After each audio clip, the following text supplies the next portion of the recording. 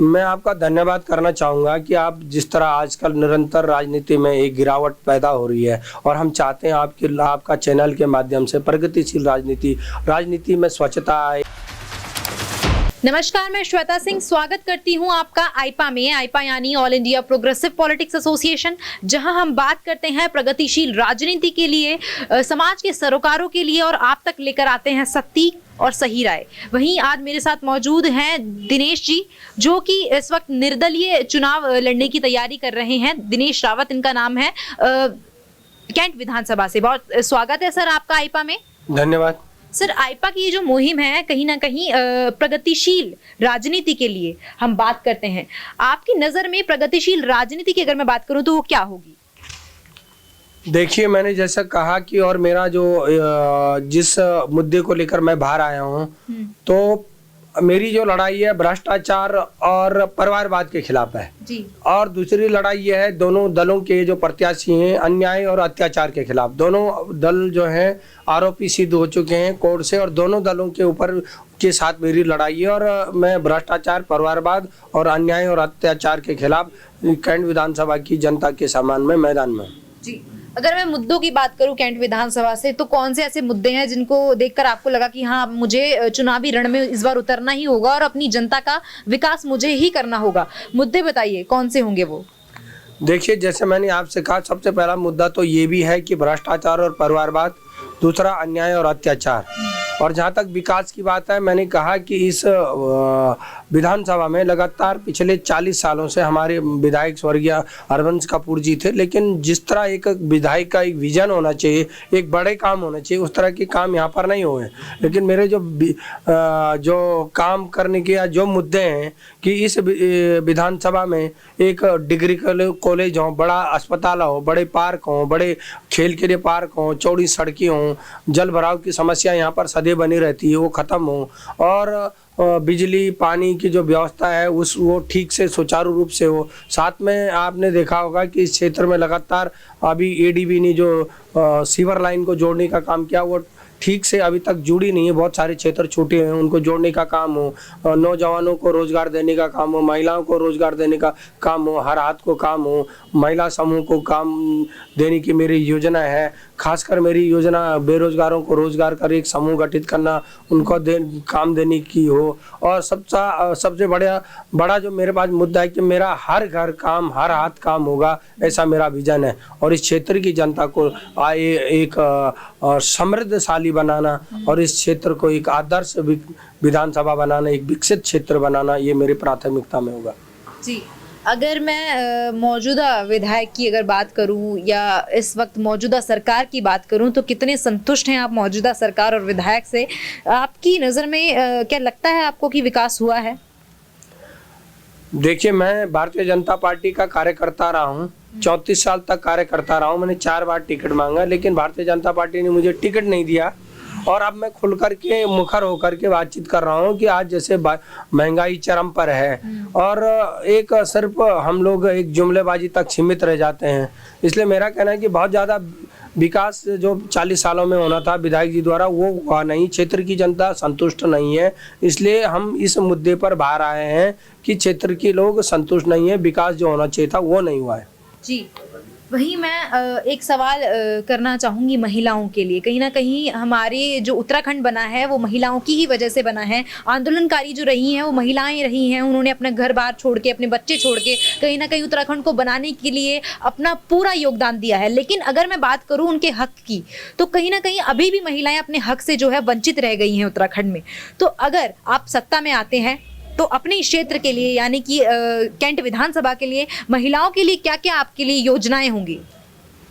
जैसा आपने कहा कि ये वास्तव में जो उत्तराखंड है ये महिलाओं के दम पर बना है और ये दुनिया का सबसे बड़ा आंदोलन रहा है। जो उत्तराखंड आंदोलन ये विश्व का सबसे बड़ा आंदोलन था, जो कि जिसको सिर्फ और सिर्फ महिलाओं ने अपने दम पे लड़ा, और ये उत्तराखंड राज्य प्राप्त तो सिर्फ महिलाओं के दम पर प्राप्त हुआ है। इतनी बड़ी मातृशक्ति ने इस आंदोलन को लड़ा, और विश्व के इतिहास में लिखा भी गया है कि यदि उत्तराखंड बना तो महिलाओं के दम पर बना। इस उत्तराखंड राज्य की लड़ाई में महिलाओं का बहुत ज़्यादा योगदान था, और उसमें हम जैसे छोटे तब हम नौजवान थे, आज नौजवानों का सभी का योगदान था। मैं भी 2 बार उत्तराखंड आंदोलन में जेल गया हूँ, और कई बार मार खाई, कई बार जब 1994 से लेकर 2000 तक जब तक राज्य बना तब तक हर समय डंडे लाठी जेल उत्पीड़न मैंने कई सहा है। कई बार जेल गया हूँ, कई बार मार खाई, कई बार बर्बरता के साथ पुलिस ने मेरी पिटाई की है। मैं इस आंदोलन में बढ़ चढ़ करके भाग लिया मैंने, और पूरी महिलाएं हमारे साथ थी। महिलाओं एक बार तो मुझे महिलाओं ने जब पुलिस मेरी बहुत सारी ढंग से पिटाई कर रही थी तो महिलाएं आकर के मेरे ऊपर से लेटी और बोला इसको मारने से पहले हमको मारो। तो ये राज्य महिलाओं के दम पर बना, और इस पीड़ा को मैं समझ सकता हूँ। और मैं मेरी जो आने वाला जो मैंने बताया कि जो 2022 के चुनाव में जब हम विजयी होंगे तो मेरा महिलाओं के लिए आज का जो विजन है कि एक समूह के रूप में महिलाओं के छोटे छोटे समूह बना करके उनको एक प्राथमिकता के आधार पर एक जो ऋण होता है कम ब्याज दर पर या ऋण मुक्त ब्याज दे करके उनको स्वावलंबी बनाया जाएगा।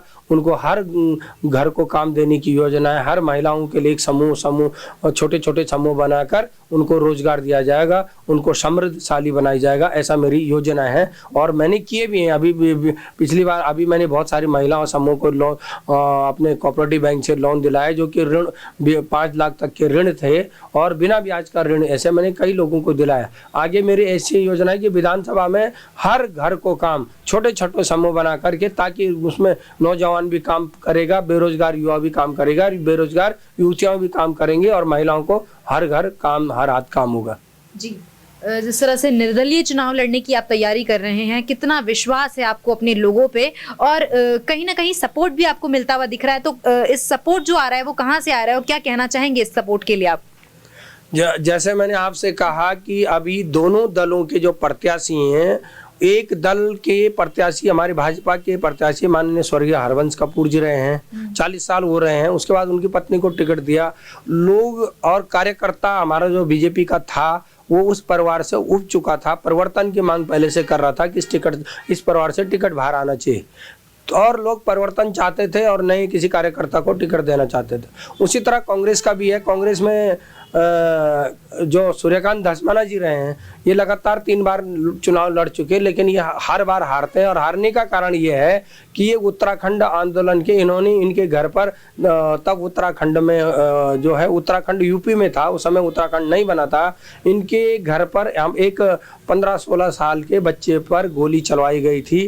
तब उत्तराखंड इनको सापाई के गुंडे कहा जाता था। इनको समाजवादी सरकार के गुंडे थे ये लोग। उस समय उत्तराखंड आंदोलन चरम पर था 1994 का, और इन्होंने अपने करणपुर के घर पर, इनके घर के बाहर एक 16 साल के बच्चे, राजेश रावत के नाम के बच्चे को गोली चलाई गई थी, जिसका केस ट्रायल पर है और आपका हाई कोर्ट में केस चल रहा है। और इनका भी जो दूसरा भाजपा के जो प्रत्याशी, ये भाजपा की जो प्रत्याशी, इनके बेटे के ऊपर सहसपुर थाने में चार्जशीट दायर हो चुकी है।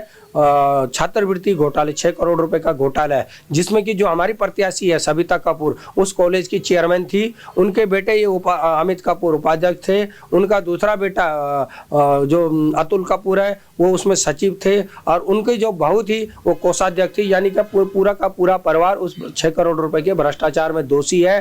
पूरे परिवार पर आरोप सिद्ध हो चुका है। SIT की जांच में आरोप सिद्ध हो चुके हैं। जांच के बाद इन पर मुकदमा हुआ। मुकदमा के बाद इन्होंने अपने जो हाई कोर्ट में अपील दायर की थी। हाई कोर्ट ने इनको उसके लिए अग्रिम जमानत के लिए, जब मारे फिर रहे थे जमानत के लिए, तो हाई कोर्ट ने इनको 2 करोड़ रुपए अग्रिम धनराशि, 6 करोड़ रुपए की एवज में 2 करोड़ रुपए अग्रिम धनराशि जमा करने के बाद इनको जमानत दी है। ये बेल पर है। दोनों दल के प्रत्याशी बेल पर है। दोनों आरोपी हैं। दोनों पे अत्याचार, भ्रष्टाचार और परिवारवाद और अन्याय का आरोप है।